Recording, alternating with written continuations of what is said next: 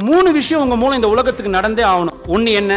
உன்னால இந்த உலகத்துக்கு எந்த துன்பமும் இல்லாம இருக்கணும். Because of your presence. Point number 1. நீ போகும்போது எந்த ஒரு கஷ்டமும் இந்த உலகத்துக்கு விட்டு போக கூடாது. Point number 2.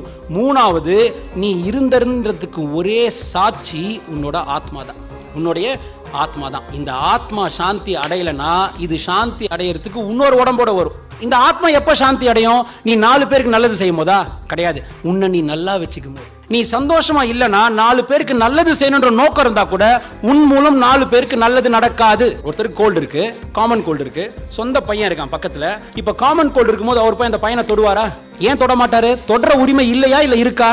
இருக்கு. ஆனா தொட்டு கொஞ்சனா காமன் கோல்டு அந்த பையனுக்கு என்ன ஆயிடும்? போயிடும். ஸ்தூலமா இருக்க ஒரு விஷயத்தை நம்பி இவ்வளவு பண்ணாம இருக்கியா? சூட்சமமா இருக்க மனசுல வர நெகட்டிவ் தாட்டும் உன் பையனுக்கு போகணும் உனக்கு தோணாதா?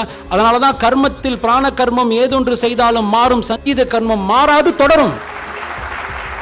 இது அம்மா அப்பா கிட்ட இருந்து வந்ததுன்னா அம்மா அப்பா கிட்ட இருந்து வந்ததை நீங்க தான் மாத்தணும். அந்த பையன் எல்லாத்தையும் மாத்திடலாம். நீங்க இந்த வேர்ல்ட பார்த்து உங்க பசங்களுக்கு யோசிக்கிறீங்க, ஐயோ எங்க கஷ்டப்படுவானோ? அவுட் ஆஃப் லவ் நீங்க யோசிக்கிறீங்க. கேன கேட்ட எஸ். உங்க பையன் கஷ்டப்படணும்னு ஆசை இல்லையா? பார்த்தா கஷ்டப்பட்டுருவான்னு தோணுது, உடனே கரெக்ட் பண்ணிக்கோங்க. ஆஹா கஷ்டப்பட்டுருவான்னு தோணுச்சு இல்லையா? இதனால உங்க பையன் கஷ்டப்படணும்னு அவசியம் கிடையாது. சாதாரண ஒரு மனுஷன் என்ன நினைக்கிறான்? சே நான் கஷ்டப்பட்டு தான் முன்னேறணும்னு நினைக்கிறேன். இப்போ என்ன ஆகுது? அவங்க அம்மா அப்பாவும் அதே திங்கிங்ல இருக்காங்க. Because of background. ஆன்மீகம் சரியா புரிஞ்சிக்கல. காசு இருந்தா வசதியா இருக்கலாம், இல்லைன்னா நல்ல இன்னும் படிப்பு இருந்தா வசதியா இருக்கலாம். அதெல்லாம் கிடையாது.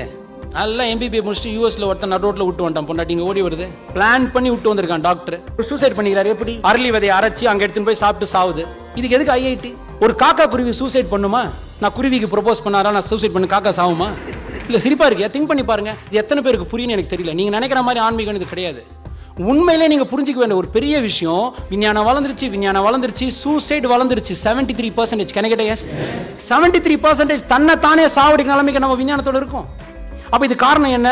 மன நிம்மதி கிடையாது. மன நிம்மதி எப்போ வரும்? சாதாரணமா சொல்லிட்டான் நாரதர், இனியெல்லாம் சுகமே என்ற உணர்ந்த மனமே நிகழும் காலத்தில் நிம்மதி பெறுமே. You are living here with life not because you got life but because you got some desire for the future. Can I get a yes?